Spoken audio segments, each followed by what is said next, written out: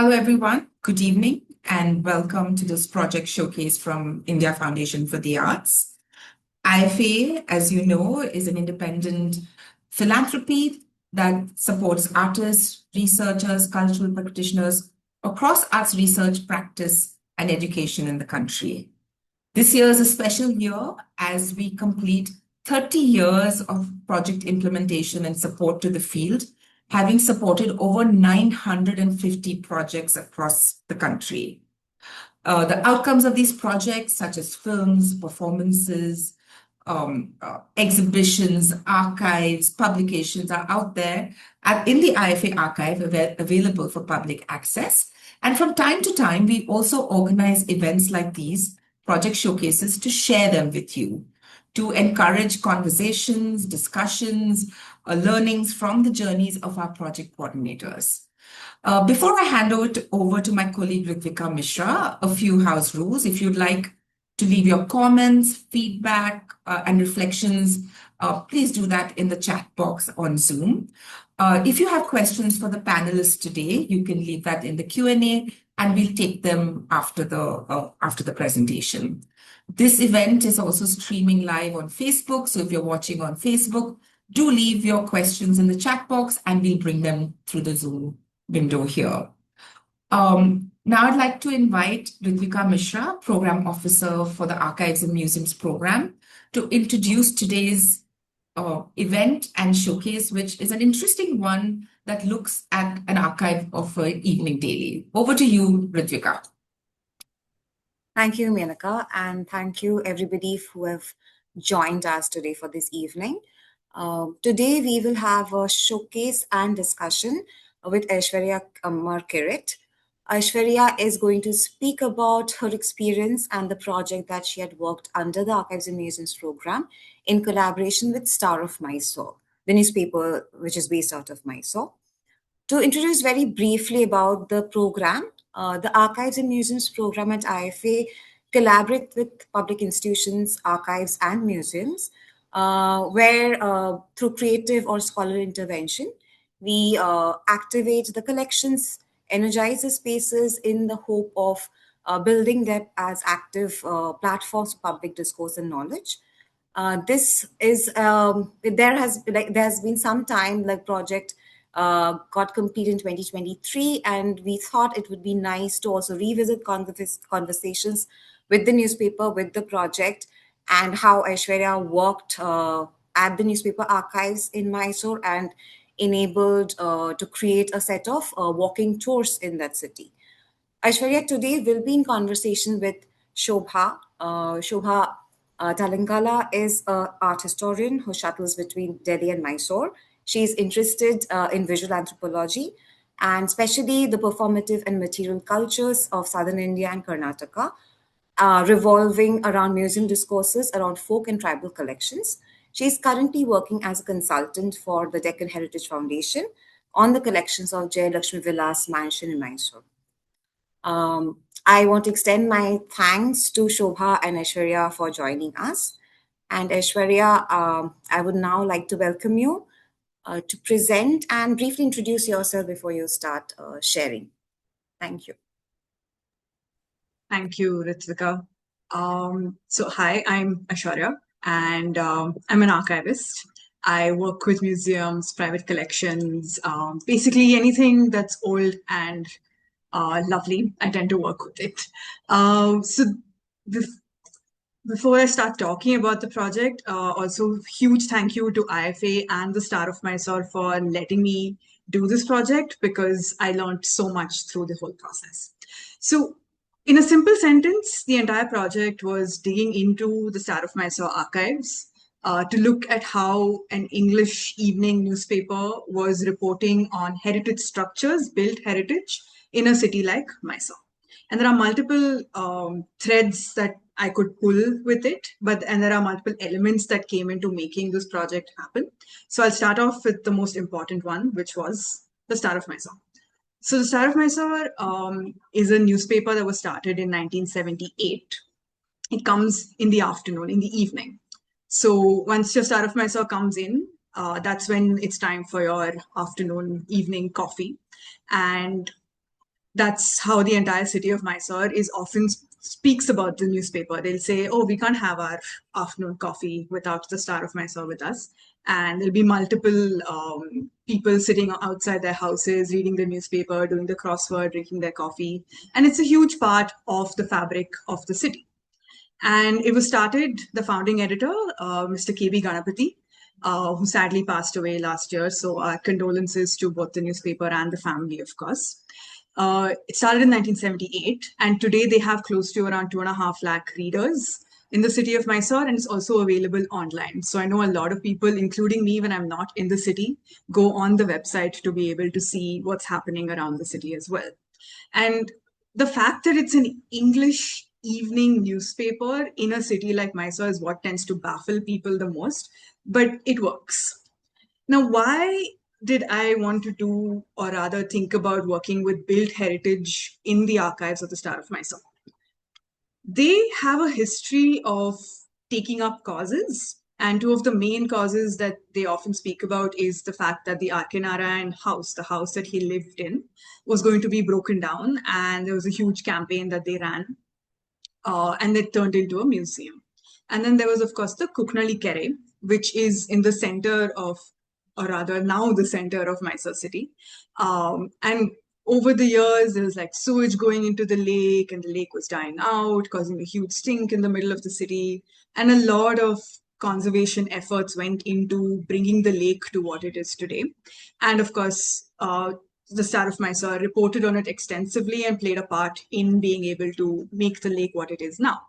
And yesterday it was in the news, or rather 2-3 days, it's been in the news because they want to build an underpass around the lake, and it's causing a lot of controversy as well. I mean, much to anyone's horror, an underpass requires a lot of trees to be cut away as well. So when I went into the archives, which is one major part of the project itself, I honestly didn't know what to expect. And because I do this for a living, I know that when someone says I have an archive or we have an archive in our institution, I've trained myself to not expect like this state-of-the-art, climate-controlled, organized space.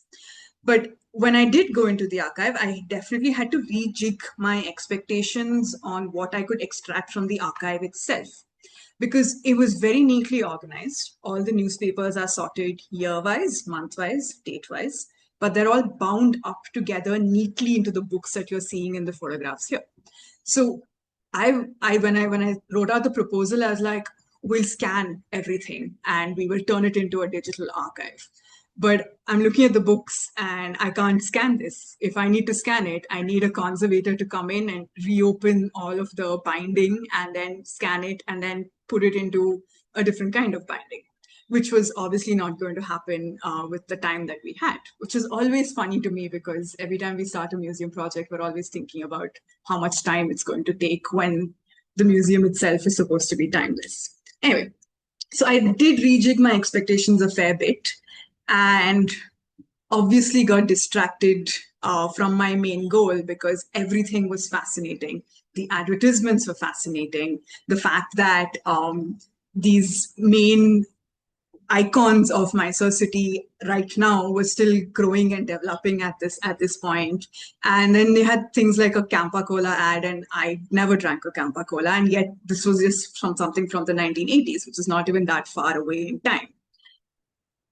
And then, of course, there were the major news events, which I think is one of the best things about working with an archive that is not old in that sense. It's something so close to us in history that while I was flipping through the pages deep in, right, like I would go in, I would sit there and I would spend hours and hours just flipping through the newspaper and reading every article, trying to figure out whether they had mentioned a heritage building. I would be immersed in it. And for like a brief second, I would read the headlines and I'd be like, oh my God, Indira Gandhi won. We just never thought she ever would. And it gets even more funny because you have this tiny bit here of Star of Mysore saying, I told you so. We definitely told you she was going to win. So there were all these bits and pieces that kept trying to pull me away from my main goal, which was the buildings. So my first task was, of course, the archive was already organized in terms of year, month, date. So I was obviously not going to reinvent the wheel and try to figure out a different kind of organization system.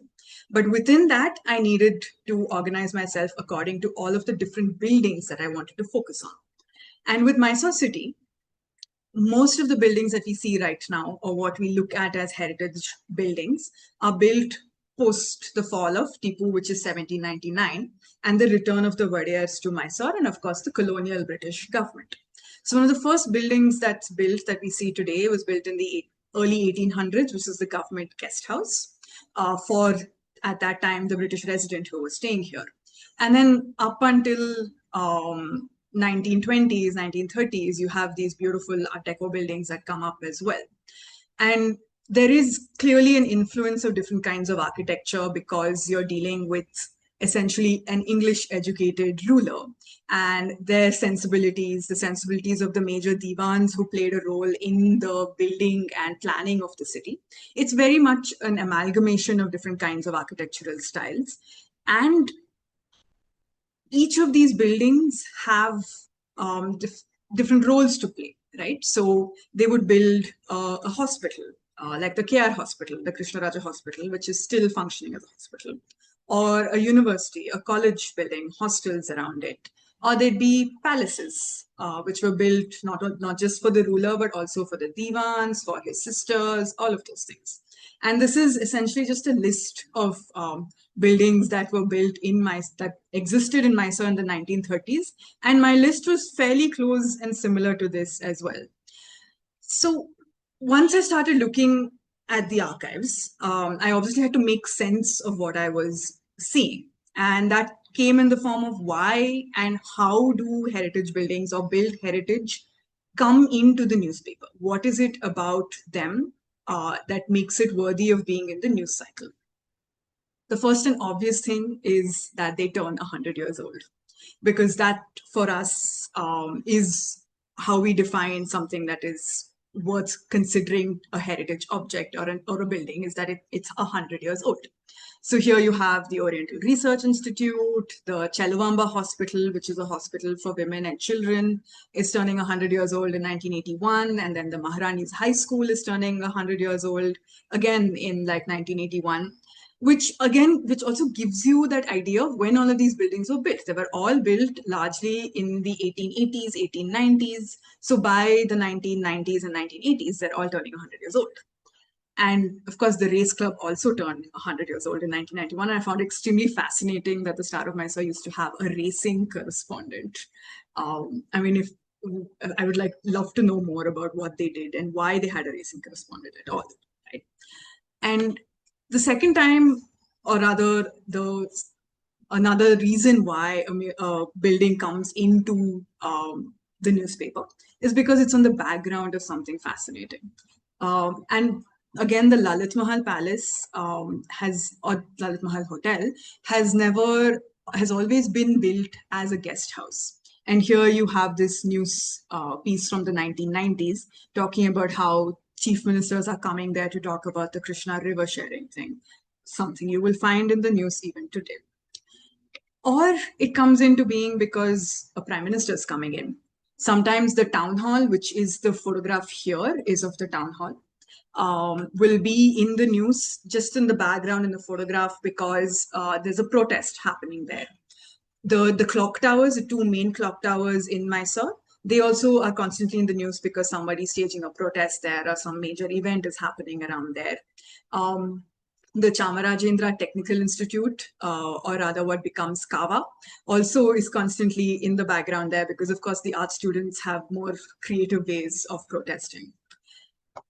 And a heritage building is always in the news, or rather has been in the news of late, especially after they've all turned 100 years old and now 150 as it goes on, because money is being allocated for the restoration of these particular buildings. So in 2022, when I started this project, 80 crores was given to the KR Hospital and the Cheluvamba Hospital for the restoration of the buildings itself, not just for the care of the hospital, for buying beds or for the doctors or anything of that sort, but for the building itself.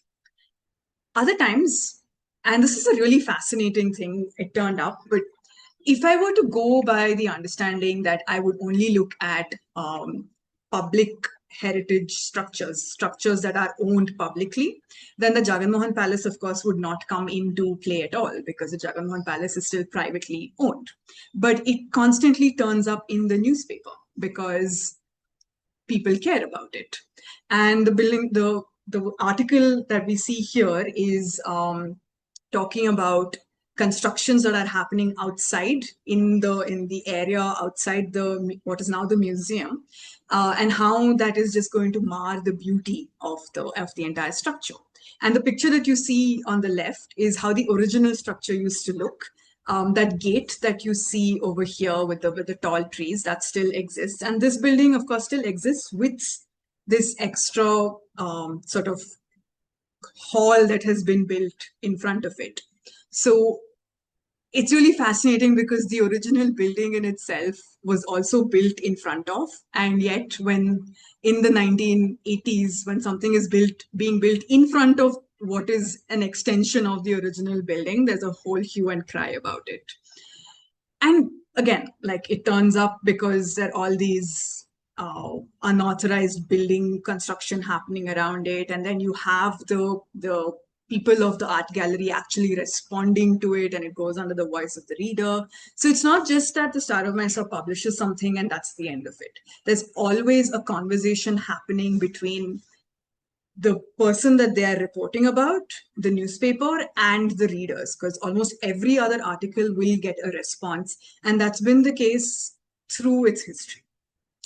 And one of the saddest reasons that a heritage building comes into the news is because there's a catastrophe. And the most catastrophic building in that sense has been the Devraja market, which was also one of the reasons why I wanted to look at built heritage in the city of Mysore back in 2022, was because that was the time when, and it still continues today, when the High Court had squashed this public interest litigation asking for the building to be restored and not be broken down. And over the years, there's been multiple fires, there have been walls collapsing, there have been conversations about moving the people out from Devraja market into another place. There have been businessmen in the city who've contributed to the rebuilding of the markets after a fire. It's seen almost everything. But of course, the news cycle is brutal. So a heritage structure is in the news for something, and then it immediately goes out because something else happens the next day, and it makes no sense to constantly keep it in the news. But a reader will always write in and say, what is the status? Like, what is being done for the people who work there or who've been injured or anything of that sort? They will write in and they will ask this question and bring the structure back into conversation. And that's one of the most fascinating things about the Star of Mysore, is that the voice of the reader keeps jumping out at you from the newspaper. And they're not just talking about, what affects them or issues that they see. They're constantly responding to the news articles as well. So here you have someone saying, demolish the Lansdowne building. Why is my tax money paying for the shutters of the shop owners there? Or there's someone who says, the temples in the palace are neglected. Keep the archaeology museum. Also here, the archaeology museum, they mean the folklore museum. Keep it open for longer. And the city central library is not acquiring the right books. So there are all these concerns that come out. And there's, of course, a lot of concerns about the beauty of the city and the architecture of the city, the heritage of the city that comes through as well. Which was a question I had while doing the project, is it often seems like the intangible culture of the city of Mysore, which is, dance, music, literature, has always gotten its due. Like, there's space for dance, there's space for music. There are people who actively patronize it. While on the other hand, the more visible built heritage structures around the city, unless it's, of course, the Mysore Palace, often doesn't get treated as heritage. Now, I wonder whether this is because we're so used to seeing these buildings that we don't really think anything's going to happen to them, or because they're not religious structures in that sense. They're not places of that give us any kind of service most often, that we don't see them as buildings that need to be preserved or conserved or maintained even. We don't even have to go all the way to restoration if a building is maintained regularly. And these concerns come up a fair bit in articles written by prominent journalists and people in the city, like Krishna Vattam is writing about preserving Mysore's heritage, or P.R. Tippeswamy is writing about his nostalgia about how Mysore used to be back then. The title of this article is Mysore Old and New. I couldn't fit it into the slide here.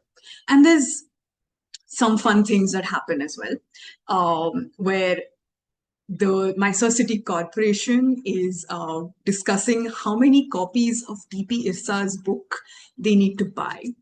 And that whole conversation spirals into unauthorized buildings in the city. So I'm also deeply grateful, I guess, for Build Heritage for bringing out these fun conversations in the newspaper. So Build Heritage is quite prominent within the newspaper, and it's always been opposing views. There are people who will say demolish it. And these are articles from 2023, 2024. And the last article that was written about the Star of Mysore, in the Star of Mysore about Devaraja Market was 2025. And of course, the last article that I could find that K.B. Ganapati has written about the Devaraja Market raises a very interesting question, actually. He asks if the people who work in these heritage structures, the people who visit these buildings every day, don't they deserve a safe space, a safe building to work in? And that's something to consider as well, because, I mean, the article is other things, other opinions and ideas that are coming across.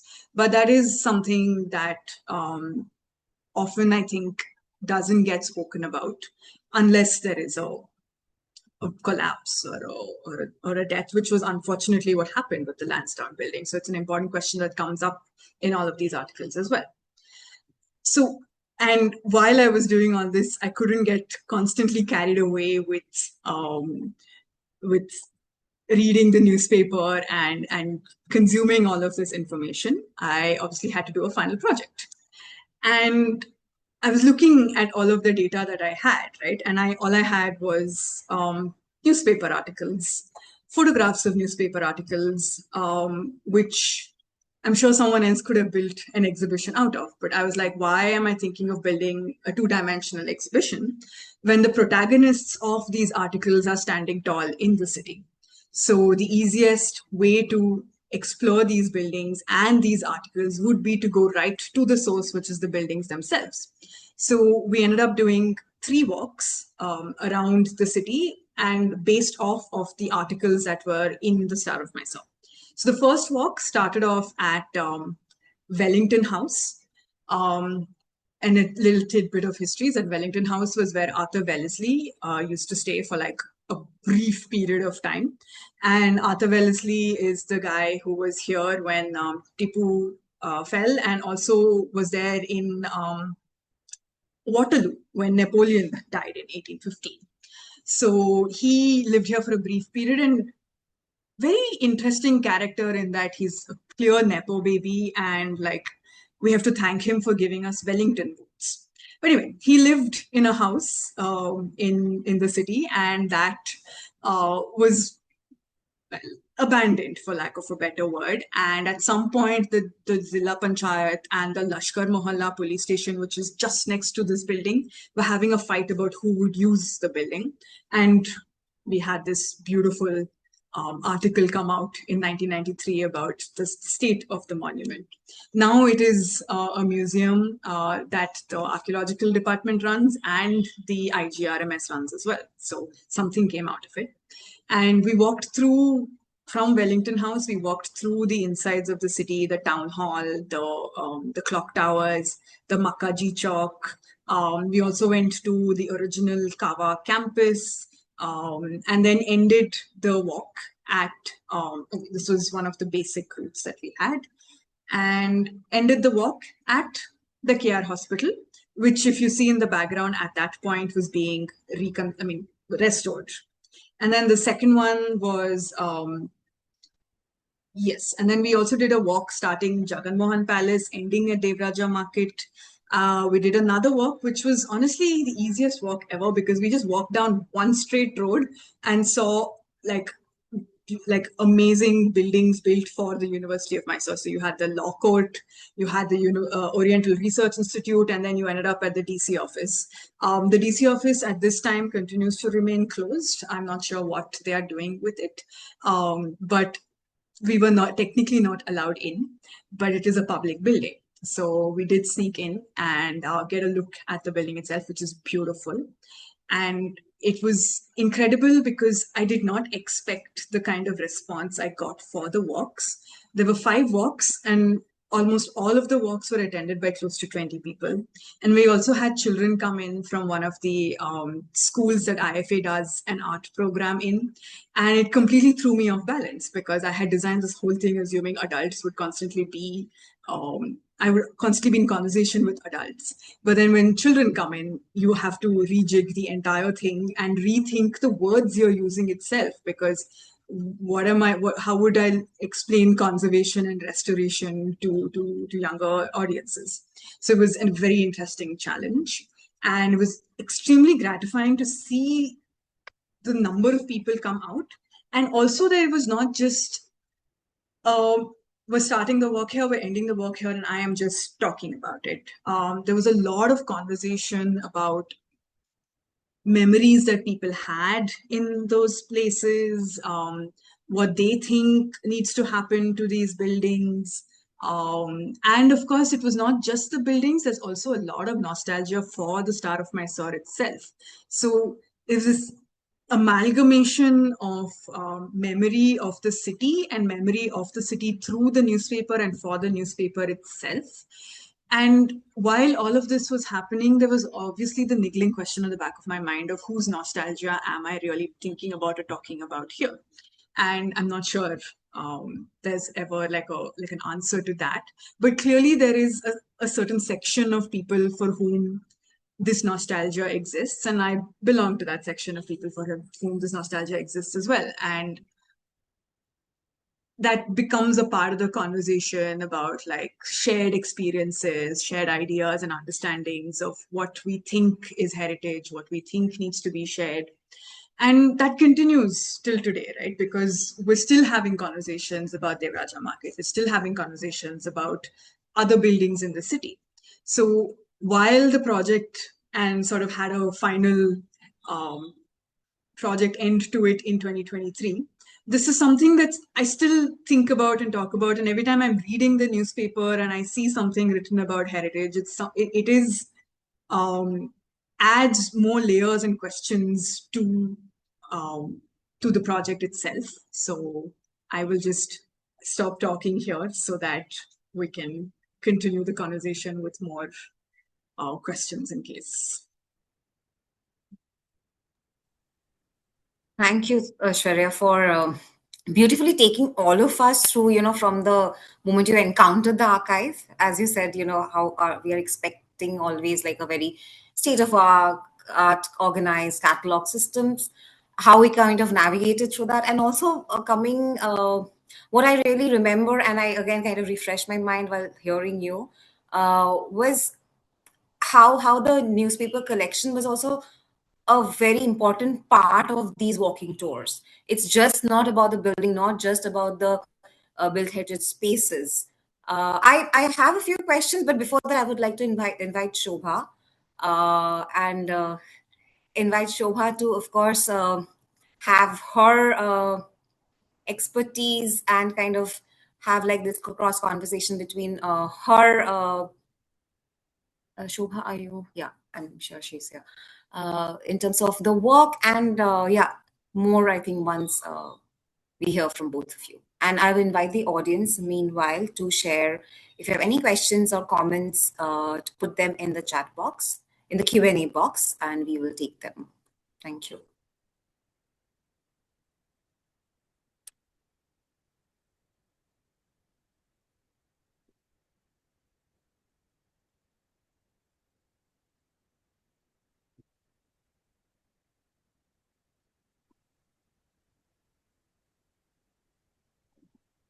Yeah, meanwhile, do you want to also share a bit about this particular gathering that you have? Because I think the site Yes, gathering has also been very important. it was. So this was one of the first public programs that I did as part of the project, and incredibly grateful to Naviluna for giving us the space to have it, and also Madhvi from Mysore Storytellers Network, because we were essentially it was the first conversation about the project, and it was mainly aimed at gathering more stories and perspectives about both the newspaper archive and the built heritage in the city. And it led to a lot of conversation about why these particular buildings, or what about private buildings in Mysore city, and all of the different ways in which the people who had come in had been contributing to conversations about restoration and heritage in the city as well. So was like a taste of what I could expect, I think, from the final project. So it was fascinating to see how many people come in when we're talking about heritage in Mysore. So it's one of those things. Can you hear me? Yes, we can. Okay. Thanks, Aishwarya, for that wonderful presentation and taking us through your nostalgia and narratives through the Star of Mysore. My first question that came to me was, in this exploration, did you come to any conclusion about what factors decide which building gets funds for conservation? So you talked about KR Hospital and Chiluvamba Hospital getting the funds for restoration, and clearly Lansdowne Building or Devraj Market are still under discussion. So I was wondering if you just on the basis of the newspaper, the readers' voices, or the editorials, is there anything you would like to share about what is it that is decisive in this decision? What building gets saved or restored, and what building is not given that priority in terms of funds and attention? So over the years, of course, opinions change even within the newspaper and the tone of the newspaper. But with reporting, what seems to stand out, and it's possible that if I go back to the archives again, I might find a differing view. But what it seems to me is that places like the KR Hospital, the Chelvamba Hospital, are spaces of service, of use to the people, Yeah. and get funds fairly quickly. And I think it's also dependent on which government organization is giving these funds. And by the looks of it, it seems that most of them, at least the KR Hospital, seems to be getting funds in the state budget, which Yeah. shouldn't affect as well, because the Mysore City Corporation also should get its funds from similar areas. So KR Hospital gets funds. The university, which owns a number of structures within the campus, including the Oriental Research Institute and JVM and all of those places, they get funds, I guess, based off of their usefulness as well. Like, I don't see us having a conversation or a discussion about whether the Oriental Research Institute should be broken down and rebuilt. It is a center of learning, of course. So the Devraja market, I think, is a place of economics in that sense, a place where people come to do their daily work and wages. And part of the reason we're even having this conversation is because of consistent neglect. It's not that it's been suddenly falling apart. Over the years, there has been neglect in terms of thinking about how do we maintain this building, or how do we make it better, all of those things. So from the archive itself, of course, they choose to what to report, and what they're choosing to report on any heritage structure unless it's like 100-year anniversary is when something bad happens to it. Otherwise, they just sort of float on in their existence. And when it's conversations about preservation or restoration or preserving the heritage of the city, and I use these almost as hashtags because they pop out of the newspaper when you're reading it. It's quite vague, right? It's quite like we need to preserve the heritage of the city, or it needs to be done in a way that we don't lose the essence of the city. And there are all these town planning things that come in during the 80s and the early 90s as well. And most of it seems to be residential sites, like how are we expanding the city? But I'm not really sure we have, and I can be corrected on this because we have a district heritage committee as well that is meant to comment on all of these things, on whether we have in any way built an understanding of how we are going to actually preserve or conserve our buildings in that sense, or when do we even start the intervention, right? Like we just say a building is 100 years old, but we don't have to wait till it's 100 for us to start thinking about it. But yeah, I mean, I often wonder about the life of these buildings. Yeah. There's Care Hospital, which is on the same road as the Devraja Market. So you come out of Care Hospital, you go into Devraja Market, like it's right there. Yeah. And the lives of those buildings are so vastly different. And directly opposite to the Care Hospital is the City Central Library and the Kaveri Emporium and what used to be the Kava campus. Now, those places have outgrown these buildings in some sense, so they've been shifted out to different places, but they still don't get that same kind of how do I put it? Some kind of attention as like a hospital or an office building does. On the other hand, you have something like the Oriental Research Institute, which is built a year after the Devraja Market. So Devraja Market is built 1886 and the Oriental Research Institute was built 1887.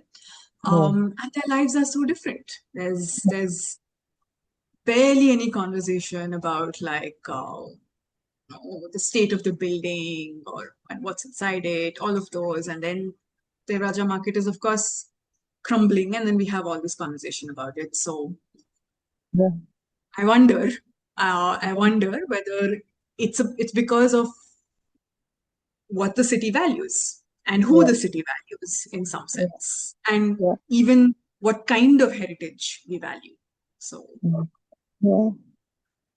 I think this question came to me because the Folklore Museum has a couple of paintings from this extraordinary woman painter called Subhashini Devi, and she was born in Lansdowne Building. So I remember feeling struck by the connection. And there is one self-portrait of hers, and she was extraordinary in the sense she learned painting on her own, and Venkatappa was her father's friend, and he did not become her teacher, but he would comment on her painting. So there's so much history with all of these buildings. They indirectly and directly impact, but like you just mentioned, I think Oriental Research Institute has a certain gravitas attached to it because of the work that is commissioned. What happens inside Oriental Research Institute vis-a-vis what goes on inside Devraja Market, where it's a place of commerce and daily wage earners are, just doing their uh, business. So are they less important, or is their work less important? I don't know. This is just an observation. So one was that. The other thing I think is also it's not just as you pointed out. I thought your point was very pertinent about the maintenance, because I have worked, or rather, many of my colleagues are conservation architects, and what I see is maintenance is critical. It's not just conservation, but you also need to have a plan to keep maintaining that building, because they are of an age that requires that kind of maintenance. And so then what is the long term plan?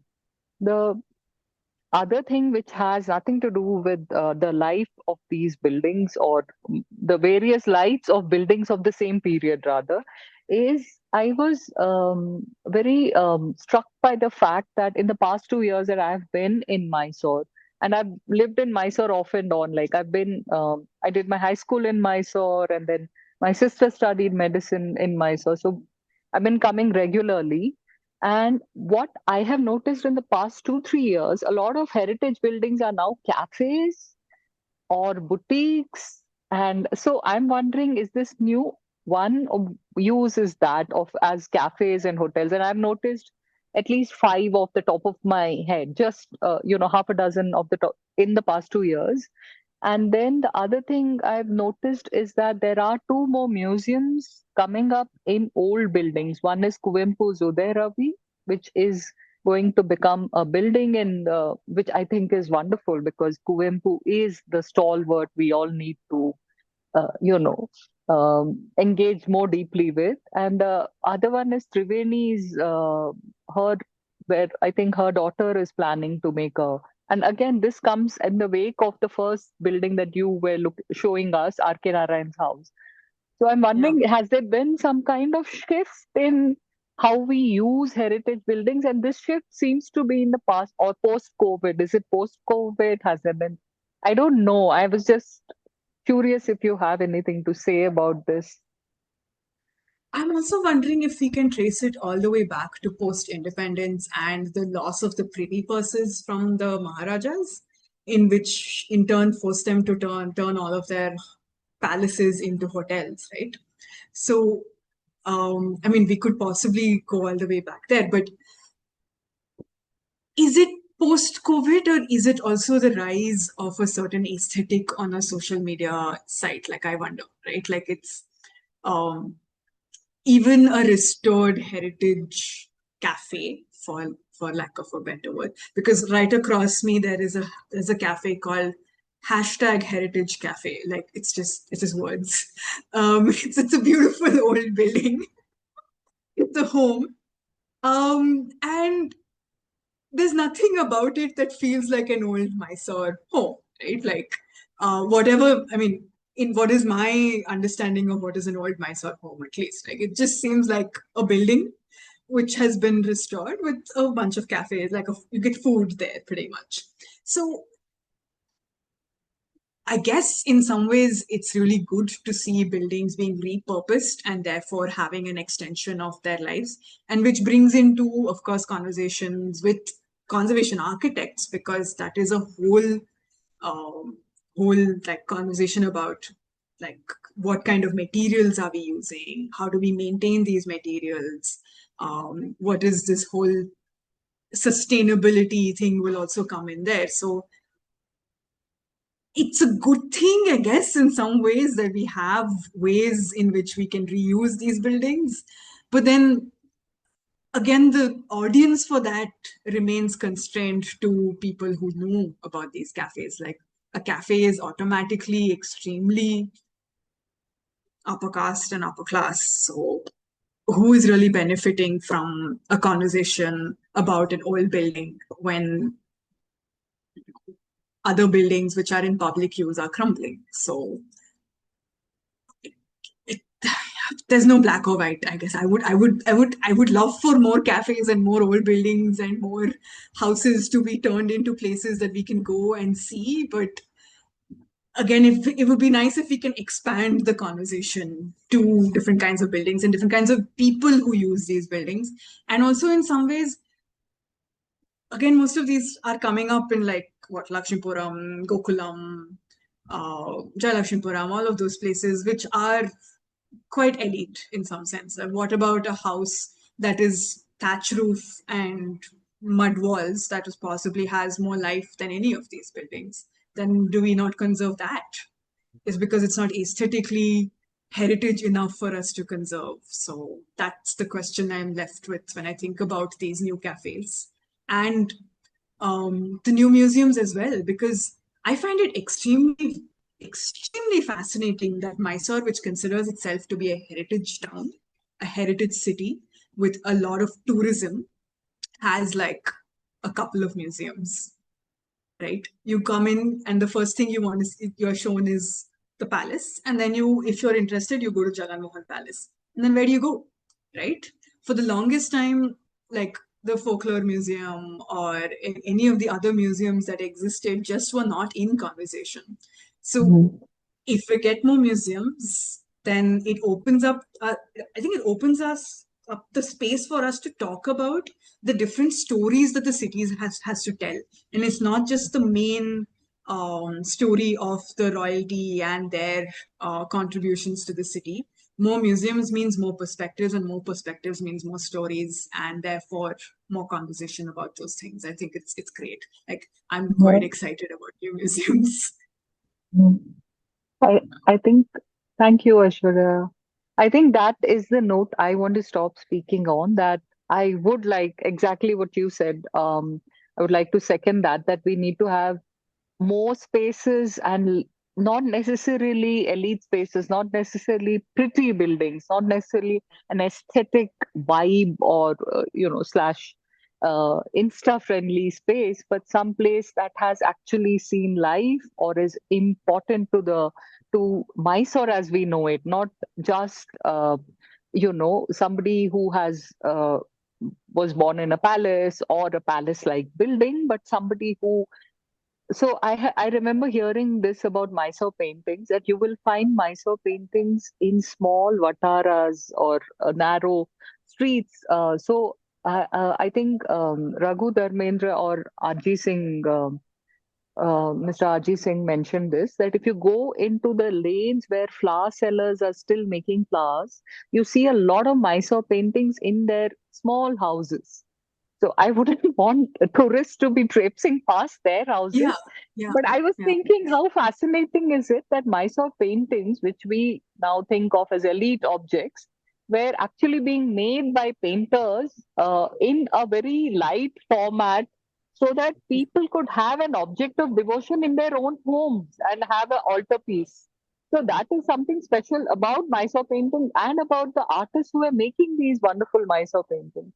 So Yeah, maybe yeah, building something where a painter lived, who was making these beautiful Mysore paintings, a smaller space, a narrow yeah, space, so broaden the conversation, bring in more people, make it less, um, social media mediated, and also for us to speak more about, for the museums to speak. I think ideally that's what we want the folklore museum also to be a space where we talk about how they lived, how the people lived, what did they do, what were they using, what were their kitchens like, what materials were being used by people who were farming or blacksmiths or tanners, weavers, all of those.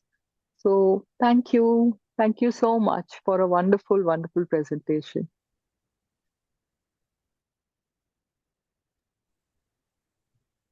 Thank you, Shobha. Thank you. Thank you Thank you, for Shobha. questions.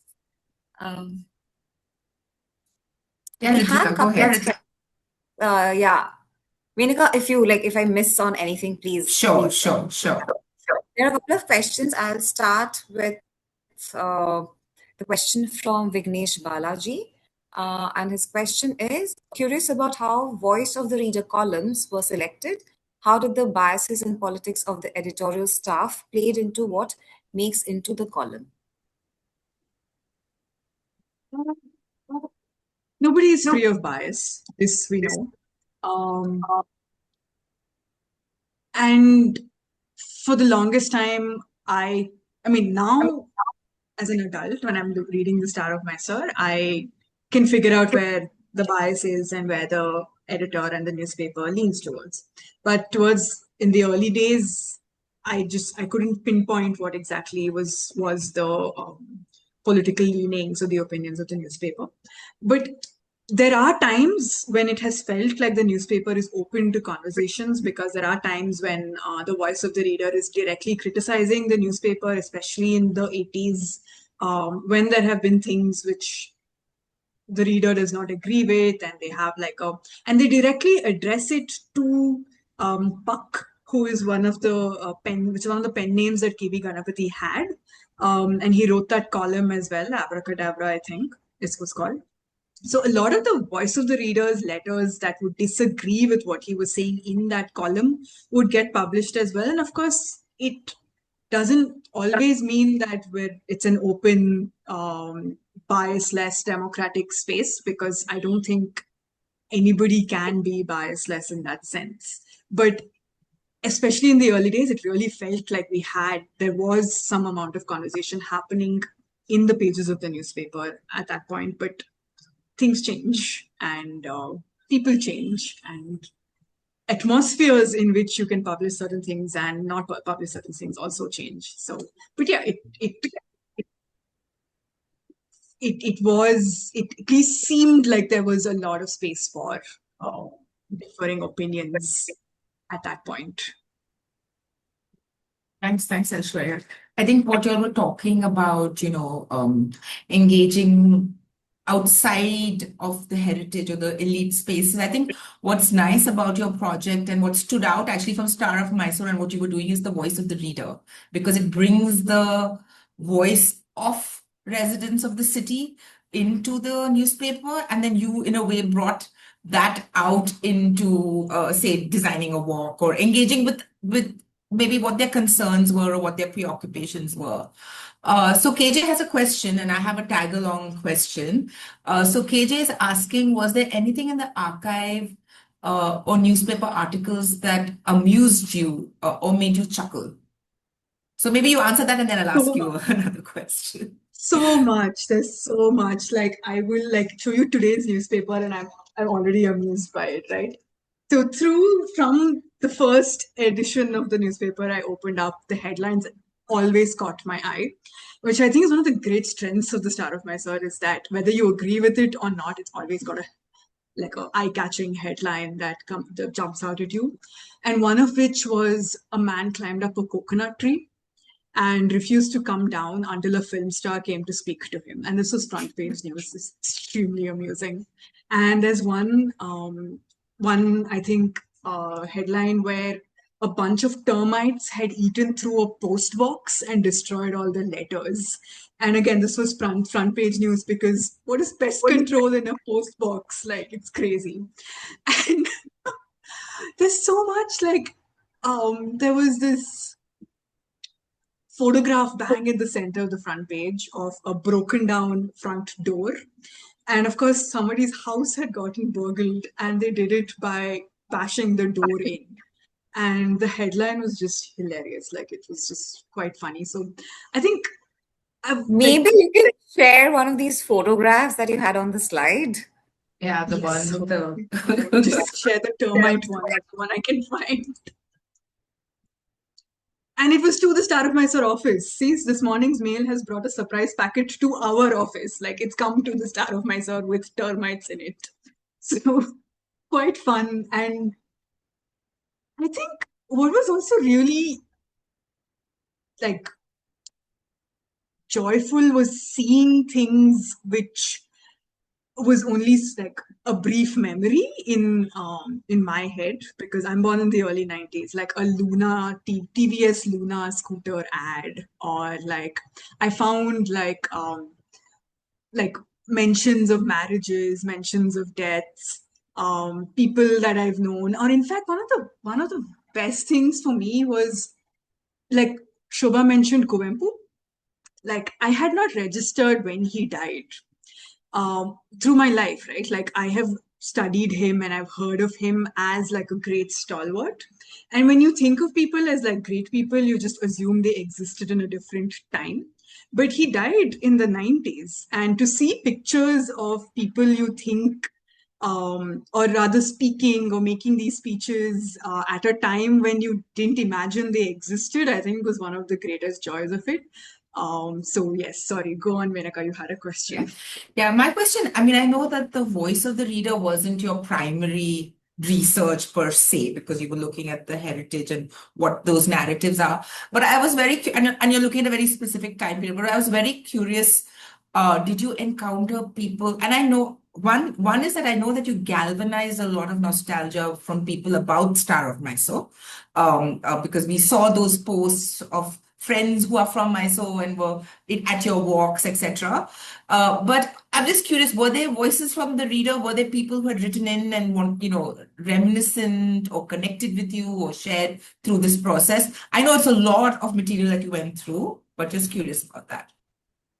So I don't know if anybody wrote in after the walks, but the people who came on the walks, I had someone come in from Bangalore because they were like, I used to read the Star of Mysore as a child, and I just wanted to come and just attend the walks because I wanted to feel that nostalgia again. But I'm not sure. I mean, also, it's so tied to each other, right? Because I feel like I was dealing with levels of nostalgia. On one hand, there was for the newspaper, and I don't think a lot of people register it as a part of their childhood, right? Like only when I applied for the project did I realize, like when I told my uncle I was applying for the project, he was like, when you were a child, we would sit you down in front of the Star of Mysore and make you read it, and you wouldn't know half the words. So if you saw A, you would say apple and just read it as is. So it did not register for me that I also had like certain memories associated with the newspaper itself until I started engaging with the archive. So I think a lot of people who came on the walks started off with like talking about their memories of the building, but then eventually, like now, if I meet somebody who's attended the walk or know about this project, we'll drop in bits and pieces of like, yeah, I read this, or I remember this incident and how it was reported. Like I remember the fire in the Devraja market and the fact that it was front page news the next day. It's not immediate, which is bizarre because a newspaper is day by day. But the nostalgia and the memories for the written word comes, I think, a bit slower than it does for when you see a heritage, like a building that you can remember things of immediately. Like standing in front of Lansdowne building and people would say, there used to be an ice cream parlor here and we used to come here. It was full of mirrors and stuff like that. But slower on the stories about the newspaper.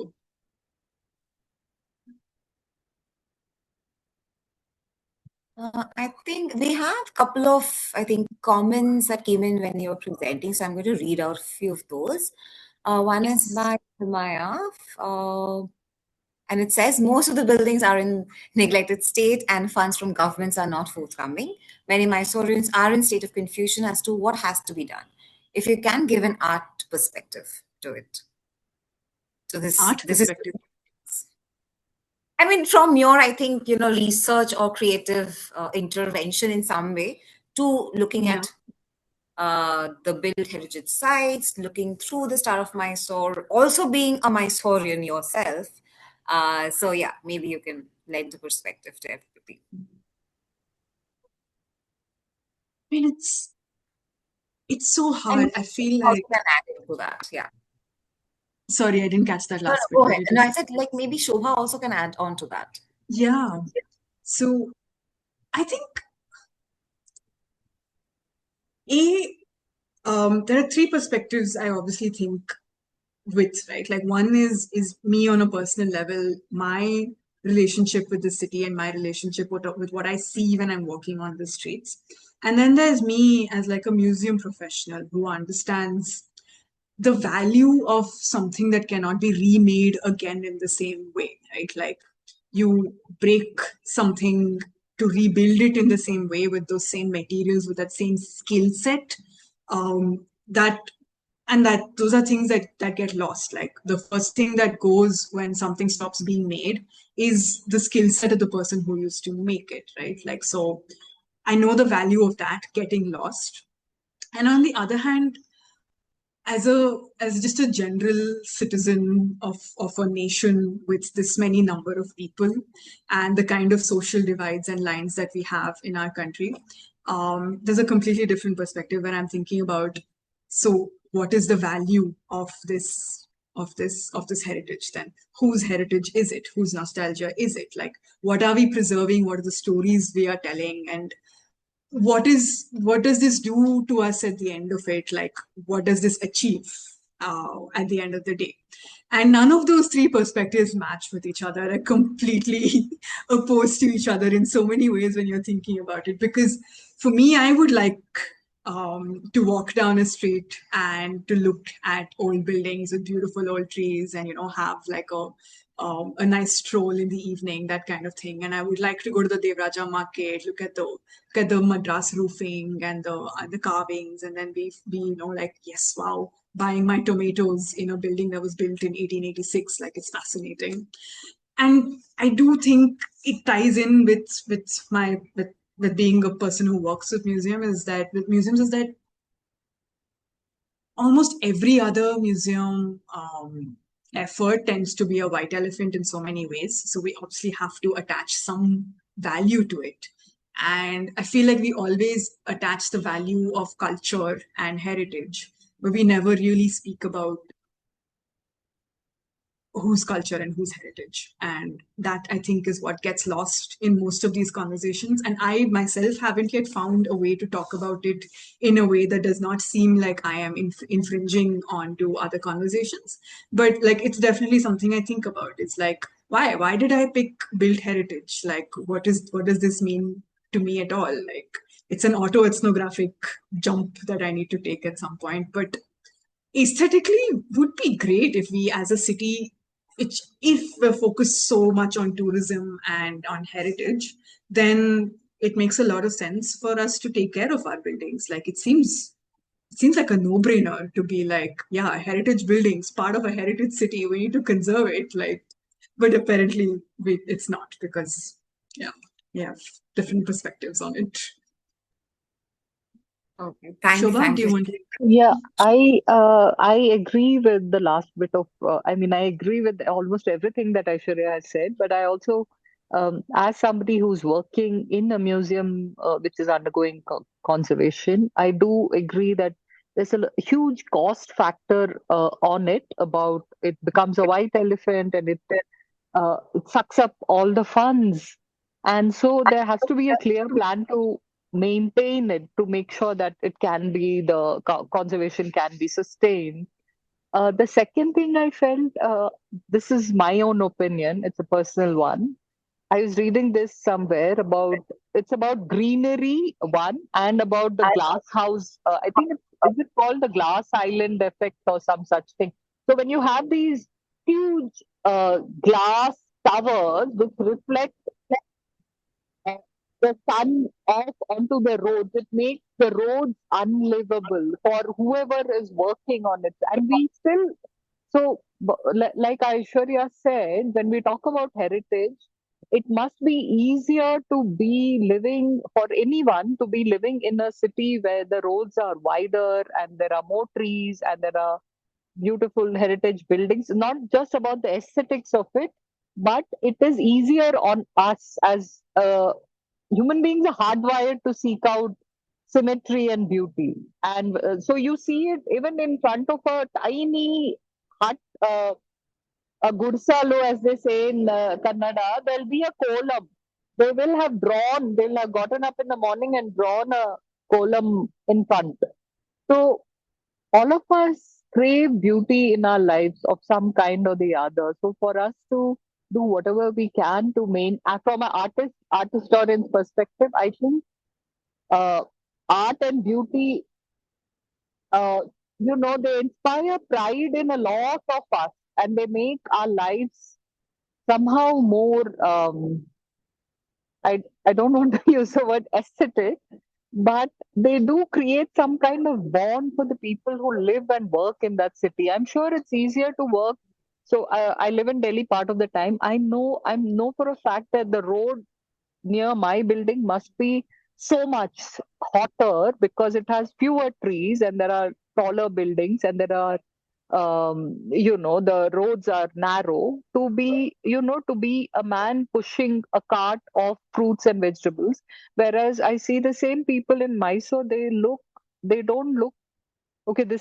It does not sound right, but what I'm trying to say is um a city that's livable for more people, I feel, Is it because many of possible these heritage buildings had larger compounds where there were more trees, and the trees continue to survive.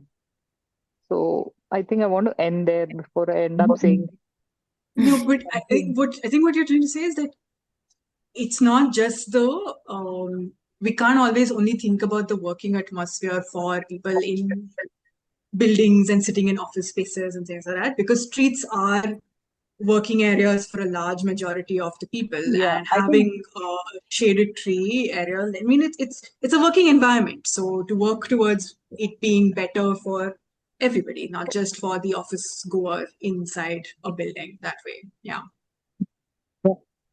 thank you. Thank you, Aishwarya.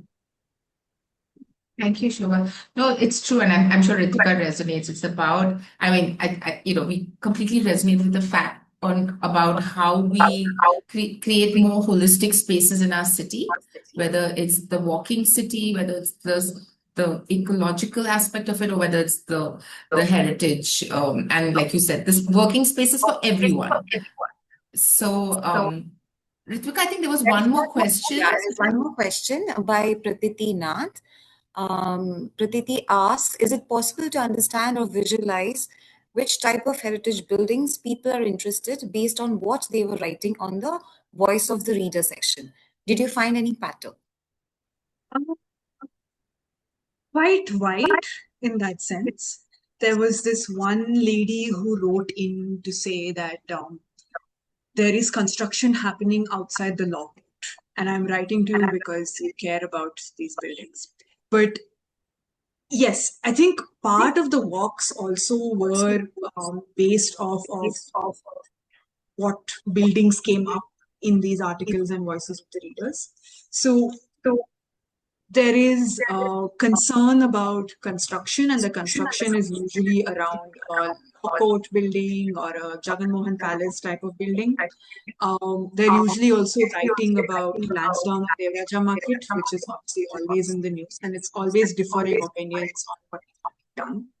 And then there's a lot of concern about what in my folders were called miscellaneous, right? Like it was palace temples or city central library, which is housed in a heritage structure, but is not actually talking about the heritage structure. There's conversation about the museum being open for a longer time, things like that. I mean, I could possibly do this on a map. Maybe that's something I can possibly think of doing, is to put it on a map and actually figure out on a Google Earth kind of thing and mark out where each and every one of the voice of the readers comes in. But it, as always, comes in from a place of what they care about the most, right? Like if they want better books in the library, then that's what would come up. In terms of physical mapping, I didn't do it back then, but that's something definitely we can consider doing at some point. It'll be fun. Yeah, we would love to know if you're extending it through the visualizations. We have some, I think, comments from everybody in the chat. I think Maya Sitaram, she mentioned there are two other museums that one may want to add, Dolls Museum and Mysore Style Painting Museum. Somebody has, okay, Chandana says she loves also Naviluna in Mysore. She, I think, visits often. Yeah.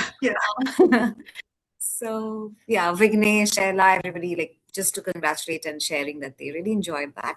Menaka, you have anything else? No questions. It's really been enjoyable to explore Star of Mysore with you, and then of course look at the city of Mysore through that lens. So thank you for sharing. Okay, I just a final, I think, question, and then we can wrap it.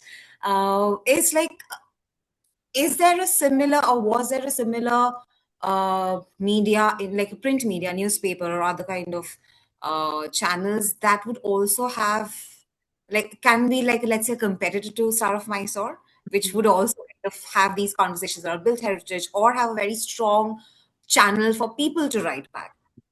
I'm just curious. So my first job was with a newspaper that was supposed to be a competition for the Star of Mysore. It didn't work, right? Like I worked there for a year max.